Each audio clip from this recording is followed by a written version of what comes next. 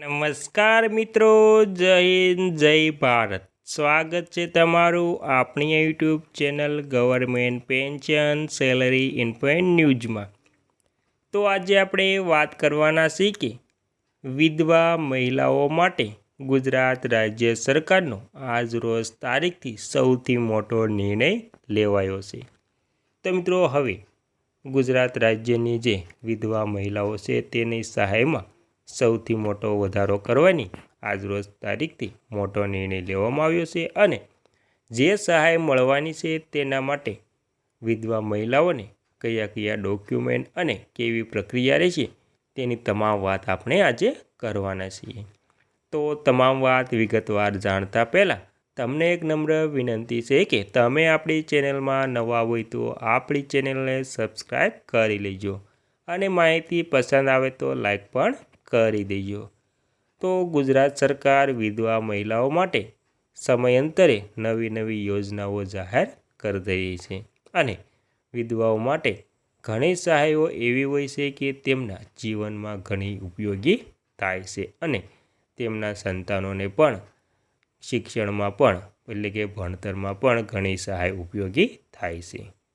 તેવી જ રીતે તેમના જીવનમાં જે કોઈ પણ મોંઘવારીને રાહત પણ આપે છે. તો આપણે બધી જ વાત વિગતવાર જાણીએ તો ગુજરાત રાજ્યમાં સામાજિક રીતે નબળા વર્ગો માટે સરકાર દ્વારા અનેક કલ્યાણકારી યોજનાઓ અમલમાં મૂકવામાં આવે છે. ખાસ કરીને સામાજિક ન્યાય અને અધિકારિતા વિભાગ દ્વારા દિવ્યાંગો, વૃદ્ધો તથા નિરાધાર નાગરિકો માટે વિવિધ સહાય યોજનાઓ ચલાવવામાં આવે છે. તેવી જ રીતે મહિલા અને બાળ વિકાસ વિભાગ દ્વારા વિધવા સહાય યોજના 2026 જે તેમને મહિલા કલ્યાણ પોર્ટલ પર જે પર વહાલી દીકરી યોજના વગેરે જેવી યોજનાઓ બહાર પડેલી છે. પરંતુ આજે આપણે ખાસ કરીને વિધવા સહાય યોજના 2026 જેનું નવું નામ ગંગા શ્રુપા આરતી સહાય છે. યોજનામાં માનનીય સ્વર્ગીય વિજયભાઈ રૂપાણી સાહેબે આપેલું હતું. જે યોજના મહિલા અને બાળ વિકાસ વિભાગ દ્વારા અમલમાં મૂકવામાં આવી છે.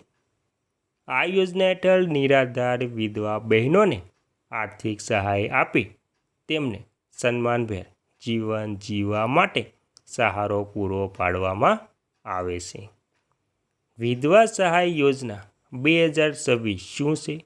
આ યોજનામાં મહિલા અને બાળ વિકાસ વિભાગ દ્વારા નિરાધાર વિધવા મહિલાઓને તથા સામાજિક અને આર્થિક રીતે પછાત વર્ગોની મહિલાઓ માટે મુખ્ય પ્રવાહમાં લાવવામાં તથા સ્ત્રી સશક્તિકરણ માટે અનેક મહત્ત્વની યોજનાઓનો અમલ છે. જેમ કે આપણે જાણીએ તો વહાલી દીકરી યોજના, 181 મહિલા હેલ્પલાઇન, વિવિધ લક્ષ્મી મહિલા કલ્યાણ યોજના, સખી one stop centre, police station base support centre, સંકટ સખી મોબાઈલ એપ. આ તમામ યોજનાઓની સાથે વિધવા સહાય યોજના 2026 પણ એક અત્યંત મહત્ત્વપૂર્ણ યોજના છે. જેમાં ઓનલાઈન અરજી કરવાની સુવિધા પણ ઉપલબ્ધ છે.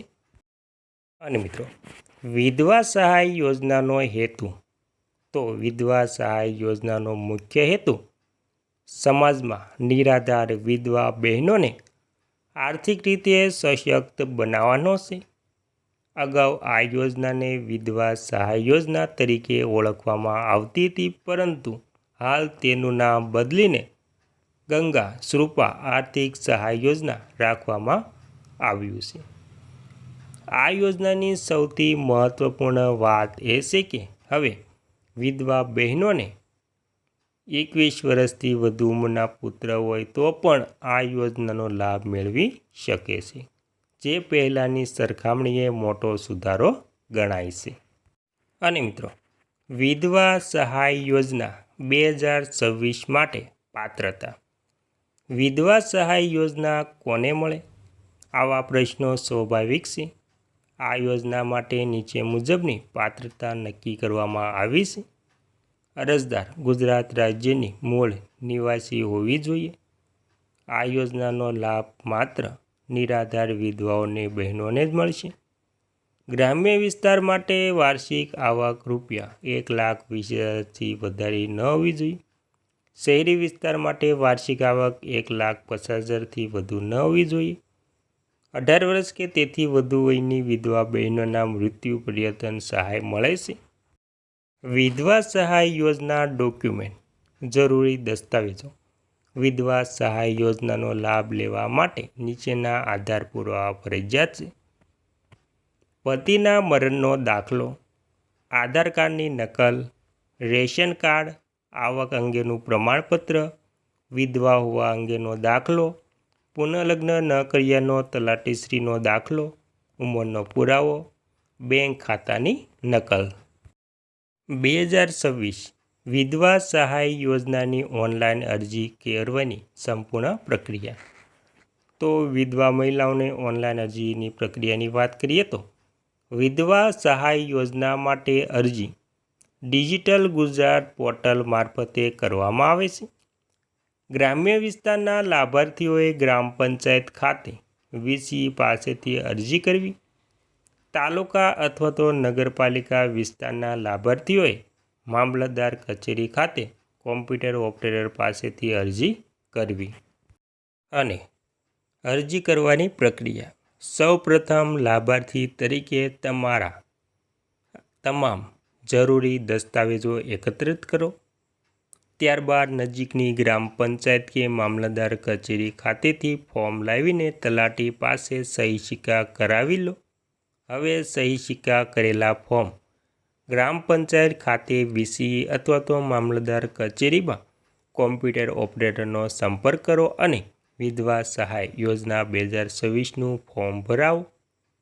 ત્યારબાદ તમારું ડિજિટલ ગુજરાત પોર્ટલ વિધવા સહાય યોજના ફોર્મ ભરો.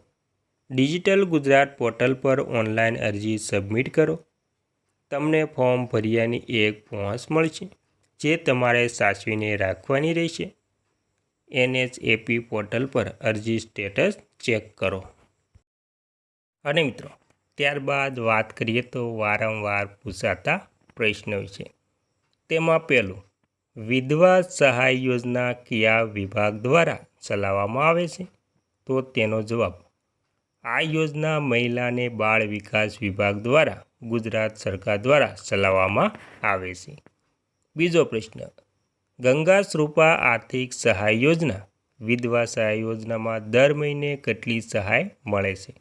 તો તેનો જવાબ, આ યોજનામાં દર મહિને લાભાર્થીઓને ડાયરેક્ટ તેમના બેંક ખાતામાં ₹1250 જમા કરવામાં આવે છે. ત્યારબાદ ત્રીજું, વિધવા સહાયનો લાભ લેવા માટે કેટલીક આવક મર્યાદા છે? તો તેનો જવાબ છે, આ યોજનાનો લાભ લેવા માટે ગ્રામ્ય વિસ્તાર માટે 1,20,000ની આવક અને શહેરી વિસ્તારના લાભાર્થીઓ માટે 1,50,000ની આવક નક્કી થયેલી છે. ચોથું, વિધવા સહાય યોજનાની ઓનલાઈન અરજી ક્યાં કરવી?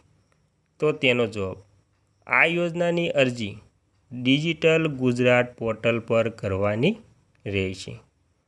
પાંચમું, વધુ માહિતી અને માર્ગદર્શન માટે હેલ્પલાઇન નંબર શું છે? તો તેનો જવાબ 155209 છે. છઠ્ઠું, જિલ્લા કક્ષાએ સંપર્ક કરવો? તેનો જવાબ છે જિલ્લા મહિલા અને બાળ અધિકારી શ્રી કચેરીથી કરીને સંપર્ક કરવો. મિત્રો સારાંશ, વિધવા સહાય યોજના ઓનલાઈન એપ્લિકેશન એ માત્ર આર્થિક સહાય નહીં પરંતુ વિધવા બહેનો માટે આત્મસન્માન અને સુરક્ષાનું સાધન છે. જો તમે અથવા તમારી ઓળખમાં કોઈ વિધવા બહેન પાત્ર હોય તો આજે જ અરજી કરો અને આ સહાયનો લાભ લો.